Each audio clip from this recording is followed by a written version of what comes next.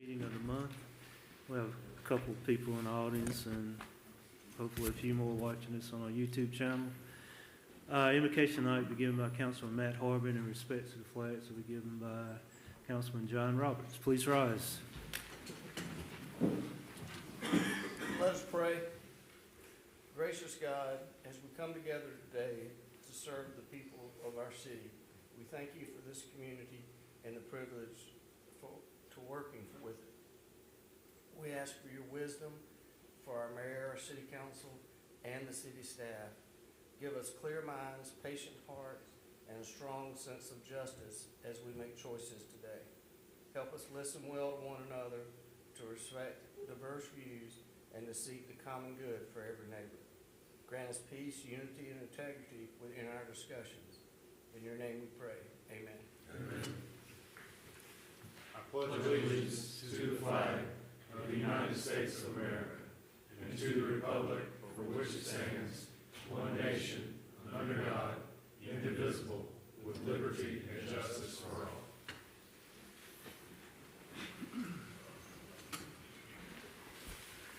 The minutes of our August 10th meeting have been distributed. Are there any corrections or additions to those minutes?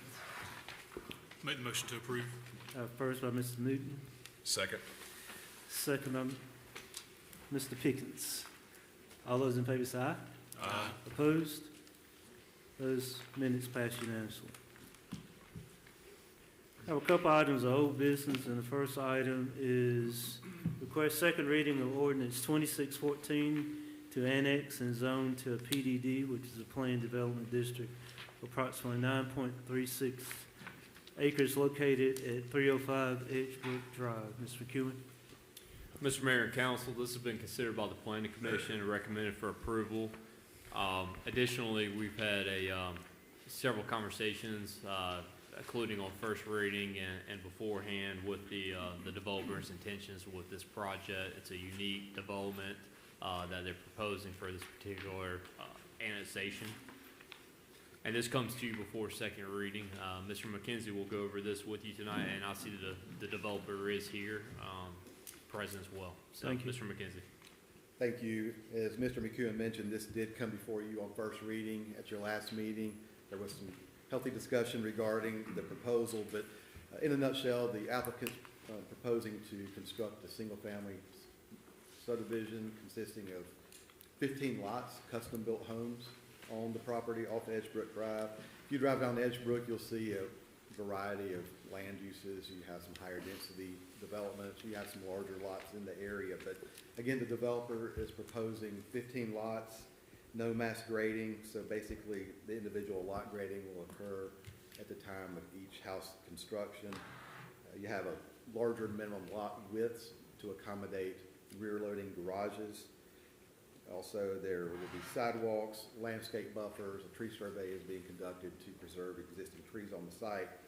And since this annexation process is going through at the same time as a unified development ordinance that's before you tonight as well, we wanted to make sure that the elements and the intent of the proposed unified development ordinance isn't overlooked. So we spot checked it against the proposed unified development ordinance, and although it's not exact, there are a lot of elements in what the applicant is proposing that meets the guidelines of the Unified Development Ordinance. So we were pleased to see that. But this is coming to you as a PDD, Planned Development District. This will be the last one under our existing zoning ordinance. So you have that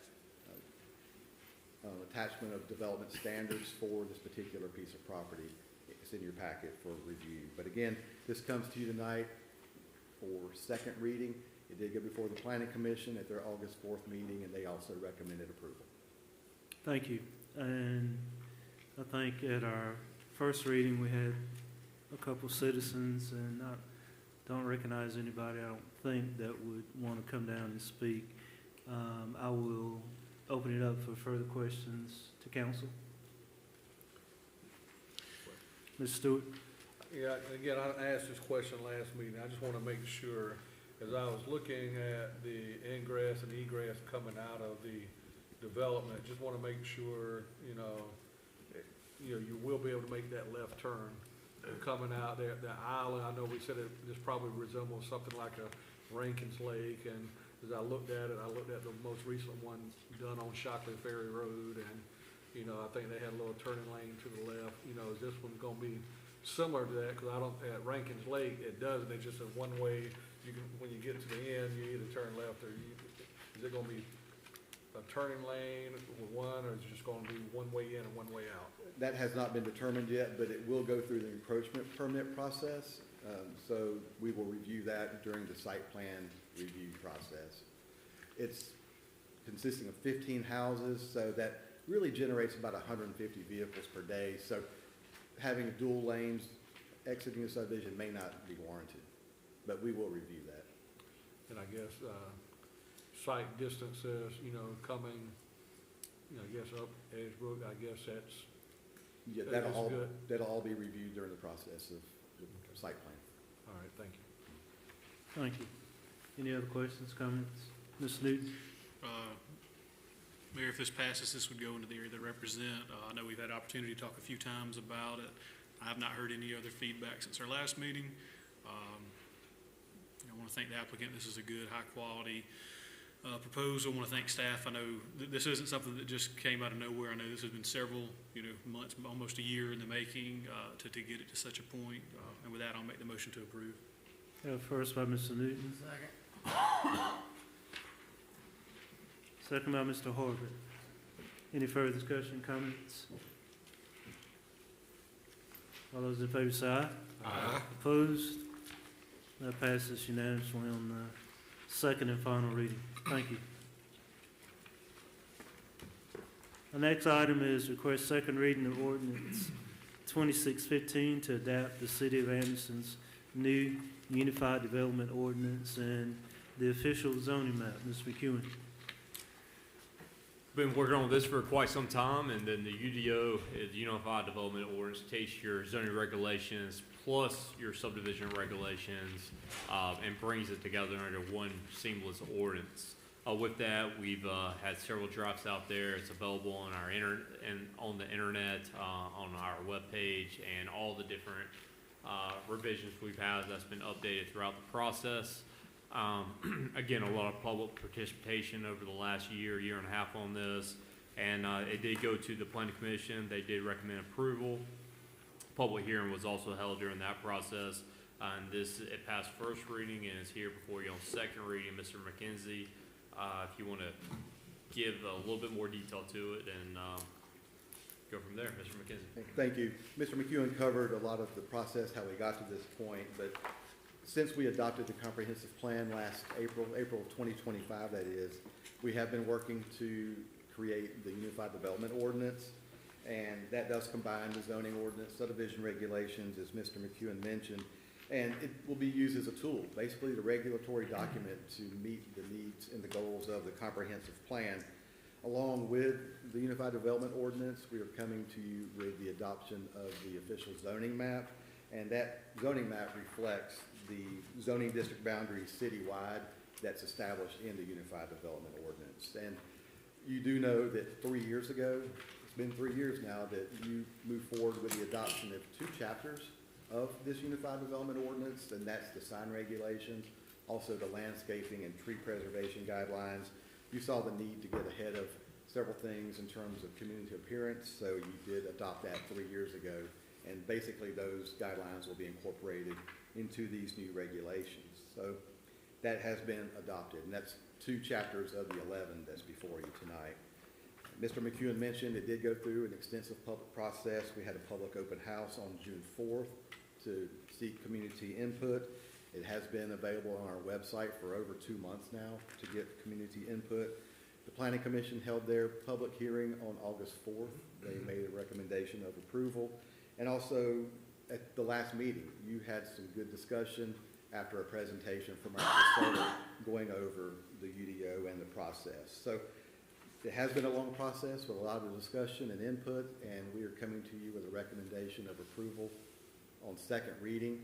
This did come before you at your August 10th meeting. You approved it on first reading. And again, the Planning Commission, they also recommended approval at their August 4th meeting. Thank you. And I know that between the first meeting and this meeting, several of us have went through the documents on the weekend, and I know some questions came up, but I will open it up for comments or questions to the council. Mr. Stewart? Mr. McKenzie, I just want to make sure, I know we looked at a lot of different areas, but I know one of the things as the city continues to grow, you know, there's always going to be a need for, you know, making sure that all the city has efficient E911 and cellular services. And I know under this ordinance, the telecommunication section of the ordinance is only, you know, permitted in a couple of areas, but as we continue to look at PDDs, I think it's only permitted in GCs, light industrial, heavy industrial. But again, you know, is there an opportunity to go back and revisit and say, hey, public institutions, you know, municipal properties, that type of thing, in case the need arises, or even when we're doing huge planned developments, you know, maybe out on Midway, you know, so growing area, maybe I see a lot of PDs nationwide that incorporates, hey, this is an allowable use in PDDs. That way, if it ever comes up in the future, you don't have to go back in and amend your PDD to allow for it, you know, and just want to kind of touch on that a little bit. Yeah, absolutely. Changes can be made to this document at any time, cellular regulations or anything else to that matter. A lot of times you implement these guidelines, you know, there's a lot of information here. It's brand new. So over time, we will find areas that need to be changed, that need to be amended. So we will come to you from time to time with a list of those things. Many times we try to bring you, you know, several things at once. That way we just don't come, you know, with little bits and pieces. So, but cellular regulations, that's something we need to move forward and look at in a more comprehensive manner. Absolutely, we can make those changes at any time. Yeah, I just like for us to be able, especially as we continue to grow, just, you know, where do we want to, you know, especially when it, not like the one we're looking at tonight, you know, where there's 18, 15 houses, but if you got 350 houses or 400 houses like the one that's under construction out on 29, you know, there may be a need, but just look at, you know, see, you know, make sure that there could be allowances if needed to be in certain PDDs. Sure. Or PD, planned development districts. Good, thanks. Mr. Roberts, Jeff? Several comments, but, you know, council, this all started with a vision of ours, what we wanted the city to look like. So this is, I'm so pleased to see this finally coming about, finally getting ahead of some of the development that's coming, not already, you know, already coming, it's here. I describe this as robust, very healthy. I can see some changes or challenges, perhaps, and there's a process for that, and we'll just let that play out. Unless there's other comments, I'd like to move that we adopt the UDO. First by Mr. Jeff Roberts, a second by Mr. John Roberts, and we can continue discussion. Mr. Stewart. Mr. McEwen, you know, we've got a lot of new and old revised zoning regulations. We're continuing to grow, and I know it's a lot, from tree ordinances to sign ordinances to making sure that we can able to enforce that. Are we possibly looking in upcoming budgets about maybe expanding the staff of the zoning administration to kind of help? I think it's just Mr. Darnell and Mr. McKenzie right now, and that's a lot of ground to cover and a lot of eyes to be on. You can't always see everything, so I would like for us to think about that as we move forward in upcoming budget cycles to see what we can do to help support that staff. Sure, absolutely. First and a second. No further discussion. All those in favor say aye. Aye. Opposed? That passes unanimously. You know, I'd also, I mean, as Mr. Stewart said, it's new. Mr. Roberts said it's robust, it's complicated. We have a local media outlet that's done a good job of synopsing the the ordinance in probably about 20,000 words as opposed to, how many pages is this? A little under 300. Yeah, so did a good job of doing that. We got a couple of items of new business, and the first item is request consideration of an ordinance amending the 2025-2026 and the 2026-2027 annual budgets. Ms. McEwen? I'll turn it over to Chief Financial Officer, Ms. Martin Martin. Thank you. So a significant portion of these amendments relate to multi-year capital equipment and construction projects. Unspent funds must be carried forward and included in the subsequent fiscal year's budgets so they remain available for their intended purposes and are reflected in the appropriate fiscal year. These adjustments largely do not represent new spending or funding. They primarily reflect previously received or authorized funding, including grants, bond proceeds, capital lease proceeds, insurance proceeds, and other committed resources. Some of the 26 highlights include approximately $6.5 million, representing funds that were carried forward from the prior year to be spent in 26. This is an important component of the amendment because these are largely funds that were already available and committed, including $5.6 million of hospitality fund proceeds for the Lindley Park Caters Lake project, and $804,000 for the 2 garbage trucks that were ordered but took quite a time to be received.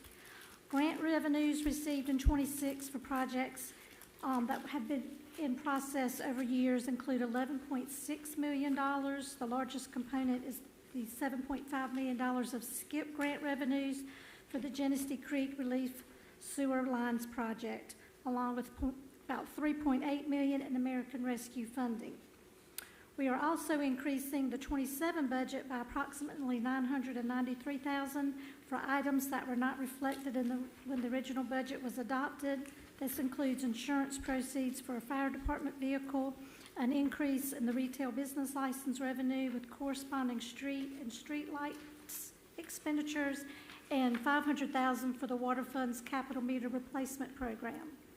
The primary purpose of this amendment is to place these revenues and expenditures in the appropriate fiscal year and provide a more accurate representation of the city's financial activity.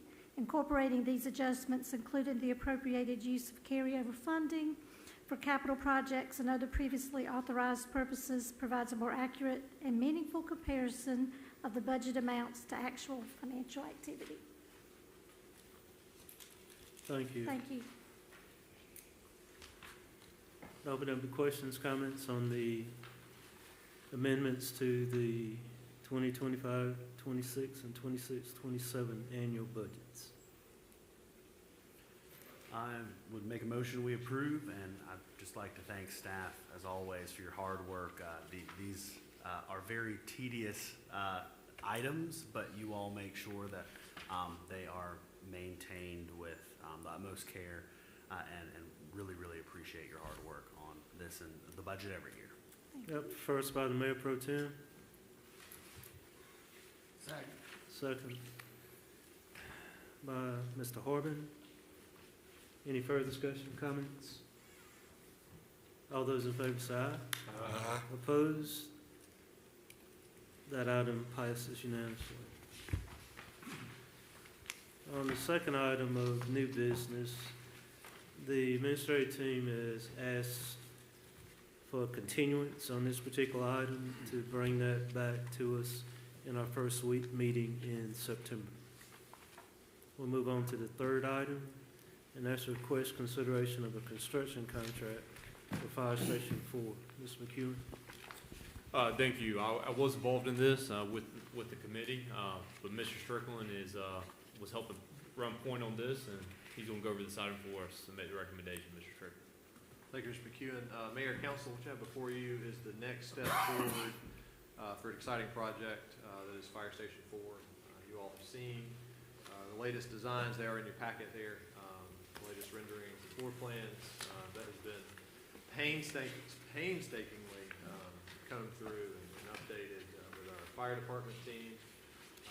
Chief Charlie King has put together a jam-up group of folks who are really excited to be a part of really what we're calling a generational build for the city of Anderson. This is not a throwaway fire station that we're going to build now and as cheaply as possible and hope to tear it down in 20, 25 years in place of a newer, more updated building.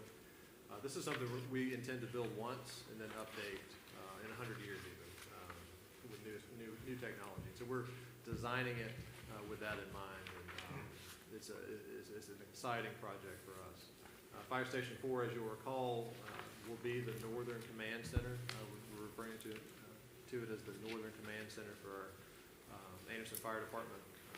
So this is a much-needed project. I'm very excited to move forward here.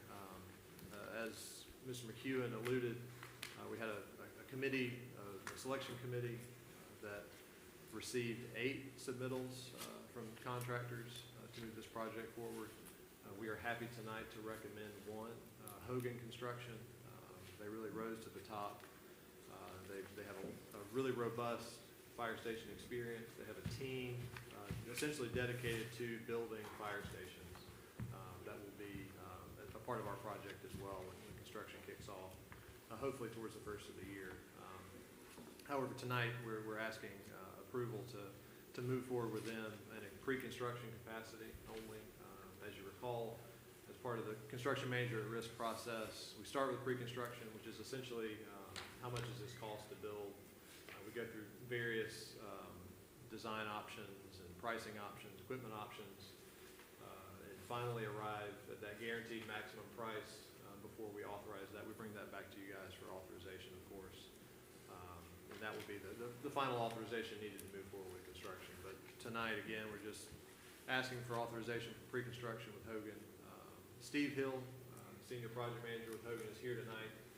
Happy to answer any questions, I'm sure, if there are any, for Hogan especially. But again, very excited to move forward with them and recommend them for this project with their robust fire station experience with local partners. Anderson University has used them. City of Greenville has used them. Honestly, talking with them, talking with other of our team members and industry professionals across the upstate, if it's a fire station in upstate South Carolina, more than likely Hogan has built it. They are that well versed in fire stations and that popular among fire stations in upstate South Carolina. So very excited to bring them and their experience here to Anderson. They have, like I said, they have robust experience, and they're ready to roll on day one with a local upstate subcontractor program as well. So we're excited to have them a part of this project. I'm happy to answer any questions as we move forward here. Thank you, appreciate it. I'll open up comments, Mr. Newton. Thank you, Mayor. He's probably more directed towards Mr. Hill if he's available, just for some questions.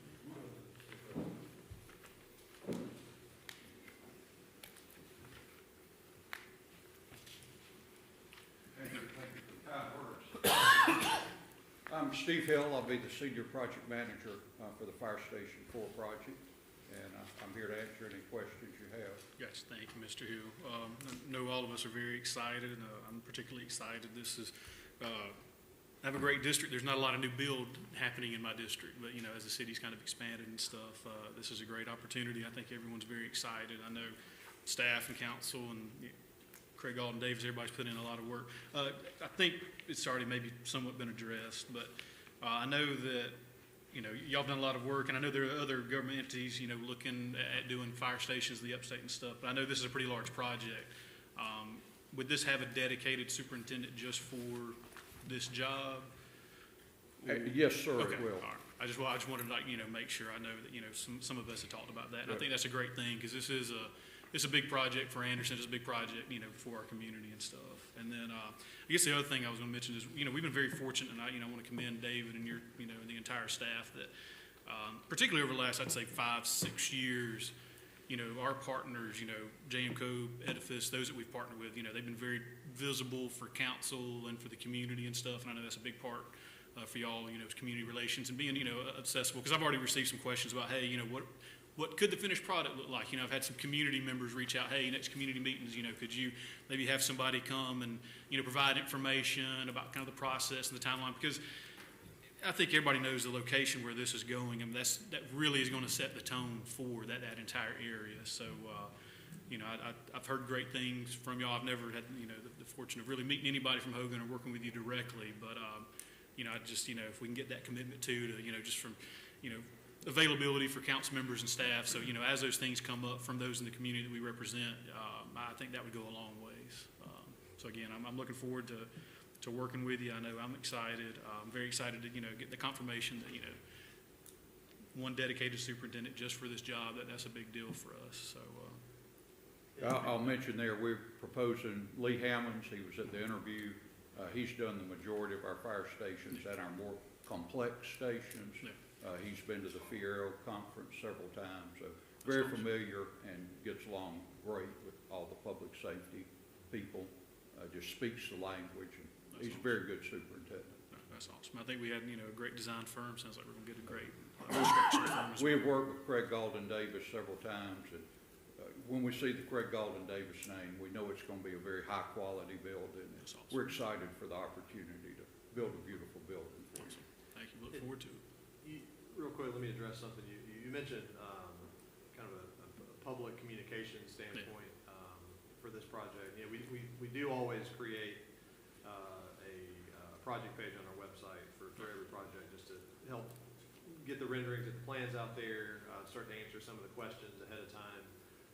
Hogan actually was unique during the interview process. They use a technology during the construction process that will let, essentially, with a scan of QR code, anybody interact with the building through various phases of construction virtually. So they'll be able to see from various points around the building, just like they're standing in the middle of the building. So that's going to be an exciting way to help us roll out some of the public-facing information as we move throughout the project. Awesome. Thank you. Good. Ms. Stewart? Yes, I just would like to, you know, I may be jumping the gun a little bit, but as we get You've forward. never done that. And as we move forward and getting into the construction phase and the bidding out and awarding subcontracts, you know, always be a proponent about trying to keep as many jobs as we can here locally, you know, with subcontractors, making sure we use local subs, giving them an opportunity to bid on the work and reaching out to them. So just like to make sure as we get to that process, you know, we have a list of subs, especially our minority contractors, making sure they have an opportunity to bid for whatever specialties that may be out there. So I just want to kind of get that commitment that we'll, you know, use as much as we can, you know, as all possible, you know, local contractors. Yes, sir. And if y'all have a preferred list or minority subcontractor list that y'all already approved, we'd love to get it. We just want to meet your standards, that's all. Whoever it is, doesn't matter who it is, we just want to make sure that everybody, because a lot of times I hear a lot, you know, we have all these projects going on. People say, oh, I didn't know the city was building that. I didn't have an opportunity to bid. Well, just putting the word out there, making sure, you know, hey, we've got a bid opening, submit your bids for X, Y, Z. You know, just putting the word out there ahead of time. That way everybody knows, you know, that there are, you know, work that is being awarded, and it's up to them whether they want to submit, you know, to you all to be a subcontractor of, you know, Hogan or not, so. That's right. And, you know, they've got to be strong to be able to do work like that with the cash flow cycle. And, Yes, sir. you know, our insurance requirements are pretty stringent, but if they can meet that, we'll welcome, and they're qualified. Yes, sir. The beauty of the CMAR, we'll go through a multi-step approach with the estimates and working through the drawings. In fact, our first estimate is due at the end of next week. So the first drawing package we received, I mean, we had some preliminary stuff in the RFQ, but we got a 135-page, about 60% DD set. It's a very good quality set of drawings. So we'll be tabulating the bids next week and going over it with the architect, and then meeting with the owner shortly thereafter to present our estimate.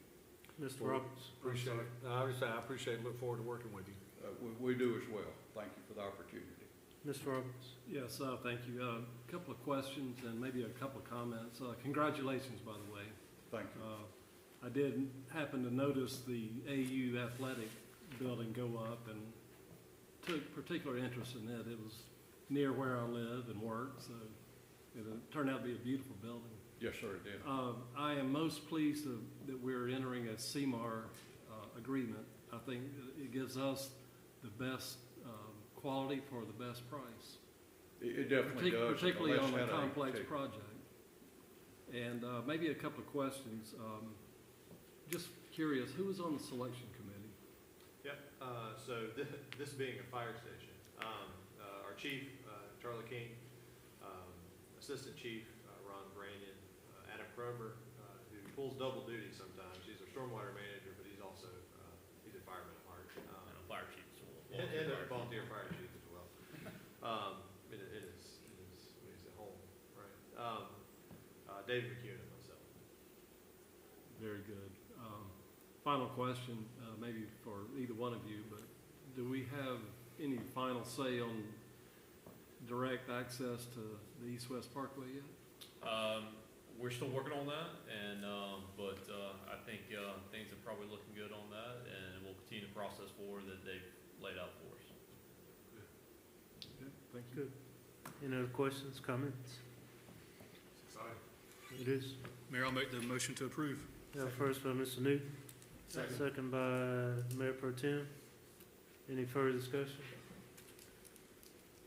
I think we heard the term complicated a couple times. I can't remember, maybe at one of the retreats where Chief King was taking us through the whys and hows and how we had to have a certain height and the doors swing that way. Yeah. It's not like building a municipal building center with offices, so it's complicated. So I appreciate everything everybody's done. All those in favor say aye. Aye. Opposed? It passes unanimously. Thank you. Sir, thank you. Having no more business, I would entertain a motion to adjourn. Make a motion. First by the Mayor Pro Tem. Second by Mr. John Roberts. All in favor say aye. Aye. Opposed?